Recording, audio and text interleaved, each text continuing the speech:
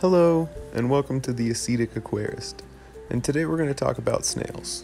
I have about 4 different species to show you. As always, the suggested tank perimeters will be at the bottom of the screen, but I'm going to talk more about why you should keep snails and how I use them in my own aquariums. Let's start out with mystery snails. For all of my snails, I like to put a little bit of cuttlebone in the tank and feed them shrimp pellet with calcium in it to make sure they grow nice shells and get all the nutrients they'll need in their diet.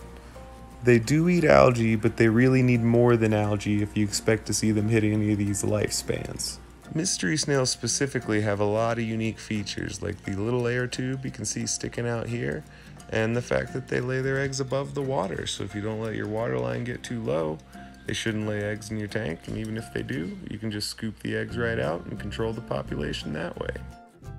Nerite snails come in a wide variety of patterns, but they're all cared for in about the same way, and they're my favorite because they're really good at eating algae.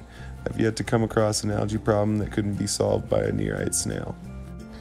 Even though Nerite snails are a lot smaller than mystery snails, they are by far the better choice if you're looking for a snail to help clean up your tank. I think it has something to do with these 2 little tooth-like protrusions you can see in their mouth. I don't know. That's just my guess.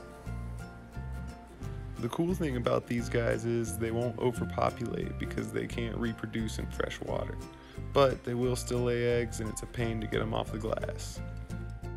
While we wait on our next snail, here's a shot of Molly breathing through the air tube we mentioned earlier.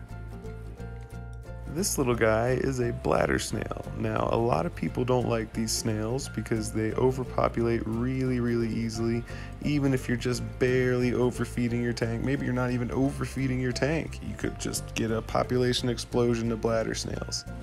The thing to keep in mind here is that population will boom and bust and then kind of level out, giving you a healthy sort of ecosystem, if you will.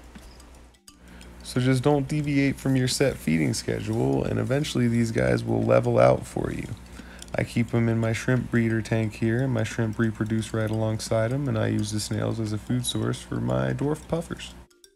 Last but not least, we have the Malaysian trumpet snail. Now these guys reproduce asexually. That means you only need 1 and then you can end up with 100. I consider these guys more of a utility snail than a pest snail, and I don't even think a lot of people consider them pests anymore nowadays. But the idea is you put them in a tank with a sand substrate, they burrow down in the substrate and keep it clean for you. You don't see them much, and when you do see them, they have these nice pretty little shell designs on them. And they're great if you have more than 1 tank that you want snails in.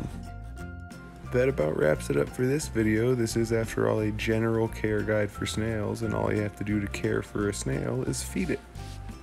If you like this and want to see more content like it, please subscribe. If you don't like this, please comment below and tell me why.